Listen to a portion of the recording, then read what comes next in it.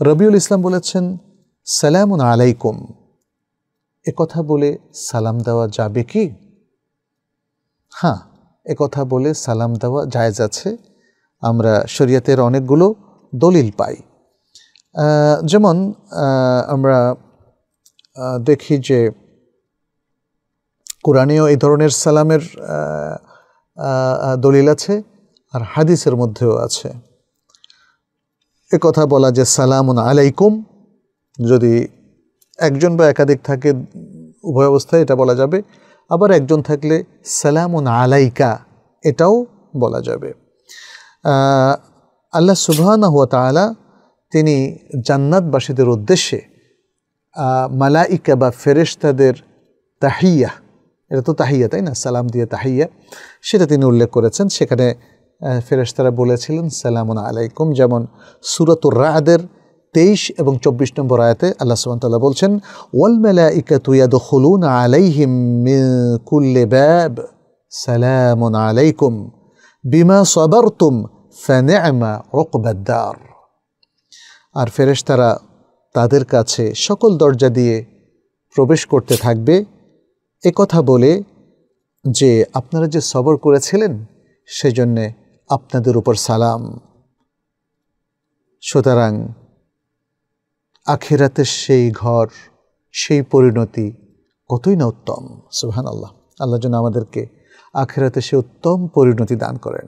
আল্লাহ যেন আখিরাতের এই মহাপুরস্কার আমাদের সকলকে দান করেন, আমাদের ইমানের কারণে, আমাদের আমলে সালেহের কারণে, আমাদের নৈতিক অবস্থানের কারণে। আল্লাহ যেন আমাদের শেষ নিঃশ্বাস পর্যন্ত ইমান এবং ইসলামের উপর থাকার তৌফিক দান করেন, আমিন। আরেকটা আয়াত এখানে আমরা পাচ্ছি সূরাতুজ জুমারের 73 নম্বর আয়াত। আল্লাহ সুবহানাহু ওয়া তাআলা বলছেন ওয়াসিকাল্লাযীনা তাকাউ রাব্বাহুম ইলাল জান্নাতি যুমারা, আর যারা তাদের রবকে ভয় করত, রবের তাকওয়া অবলম্বন করত, তাদেরকে জান্নাতের দিকে দলবদ্ধভাবে নিয়ে যাওয়া হবে। হাত্তা ইযা জাউহা ওয়া ফুতিহাত আবওয়াবুহা, এমনকি যখন তারা জান্নাতের কাছে আসবে এবং জান্নাতের দরজাগুলো উন্মুক্ত হবে, খুলে দেওয়া হবে। ওয়াকালা লাহুম খাজানাতুহা, এবং জান্নাতের যারা পাহারাদার তারা তাদেরকে বলবে সালামুন আলাইকুম তিবতুম ফাদখুলুহা খালিদিন, সালামুন আলাইকুম, আপনাদের উপর সালাম, আপনারা সুন্দর জীবনযাপন করুন, আপনারা সুন্দর হায়াতে তাইয়্যিবা প্রাপ্ত হন, আপনারা জান্নাতে প্রবেশ করুন এমত অবস্থায় যে সেখানে আপনারা চিরস্থায়ী হবেন। সূরাতুন নাহলের 32 নম্বর আয়াতে একইভাবে আয়াতের মধ্যে আল্লাহর কালামের মধ্যে এইভাবে এসেছে। আল্লাহ সুবহানাহু ওয়া তাআলা বলছেন আল্লাযীনা তাতাওয়াফাহুমুল মালাইকাতু তাইয়্যিবিনা ইয়াকুলুনা সালামুন আলাইকুম উদখুলুল জান্নাতা বিমা কুনতুম তা'মালুন, যাদেরকে ফেরেশতারা মৃত্যু দেবেন অর্থাৎ জান কবজ করবেন, তাদেরকে সম্ভাষণ সহকারে তাদেরকে বলবেন সালামুন আলাইকুম, আপনাদের উপর সালাম, উদখুলুল জান্নাতা বিমা কুনতুম তা'মালুন, আপনারা যে আমলগুলো করতেন সে আমলের বিনিময়ে জান্নাতে প্রবেশ করুন। অনেকগুলো আয়াত, সূরা আল কাসাসের 55 নম্বর আয়াতেও সেই একই কথা বলা হচ্ছে ওয়া ইযা সামিউল লাগওয়া আ'রাদু আনহু ওয়া ক্বালু লানা আ'মালুনা ওয়া লাকুম আ'মালুকুম সালামুন আলাইকুম লা নাবতাগিল জাহিলিন, লা নাবতাগিল জাহিলিন, এখানে সালামুন আলাইকুম কথা বলা হচ্ছে। সূরা আল আনআমের 54 নম্বর আয়াতে আল্লাহ সুবহানাহু ওয়া তাআলা বলছেন ওয়া ইযা জাআকাল্লাযীনা ইউমিনুনা বিআয়াতিনা ফাকুল সালামুন আলাইকুম কাতাবা রাব্বুকুম আলা নাফসিহির রাহমা, যখন আপনার কাছে সেই সব লোকেরা আসবে যারা আমাদের আয়াতগুলোর প্রতি ঈমান রাখত, বলুন তাদেরকে আপনাদের উপর সালাম, আপনাদের রব তার নিজের উপর রহমতকে ওয়াজিব করে দিয়েছেন।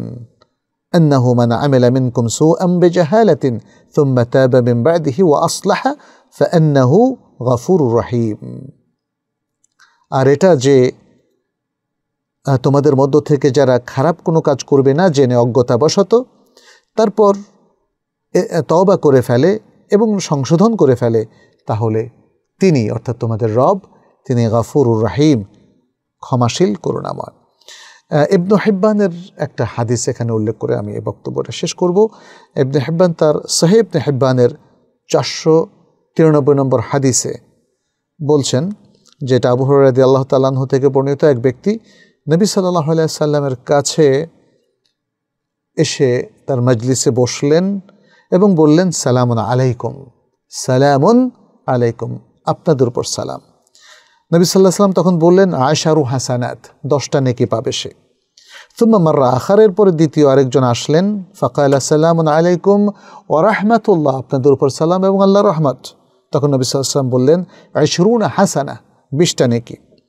সুম্মা মাররা আখার, এরপর আরেকজন আসলেন, ফাকালা সালামুন আলাইকুম ওয়া রাহমাতুল্লাহি ওয়া বারাকাতুহু, আপনাদের উপর আল্লাহর সালাম, তার রহমত এবং তার বারাকা। তখন তিনি বললেন, তালাতুনা হাসানা, 30টা নেকি। এরপরে মজলিস থেকে এক ব্যক্তি উঠে দাঁড়ালেন এবং তিনি সালাম করলেন না। নবী সাল্লাল্লাহু আলাইহি সাল্লাম তখন বললেন, মা আওশাকা মা নাসিয়া সাহিবুকুম ইযা জাআ আহাদুকুম ইলাল মাজলিসি ফালইউসাল্লিম, বলছেন যে তোমাদের এই সাহেব সে তো প্রায় ভুলেই গিয়েছে সালাম দিতে, তোমাদের কেউ যদি মজলিসে আসে যেন সে সালাম দেয়।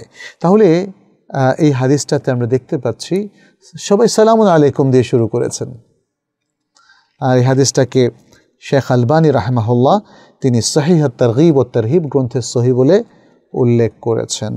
সুতরাং এই সকল দলিল থেকে, কোরআন এবং হাদিসের দলিল থেকে স্পষ্ট হয়ে যায় যে কেউ যদি সালামুন আলাইকুম অথবা সালামুন আলাইকা যদি একজন পুরুষ হয়, অথবা সালামুন আলাইকি যদি একজন মহিলা হয়, তাহলে সেটা জায়েজ আছে।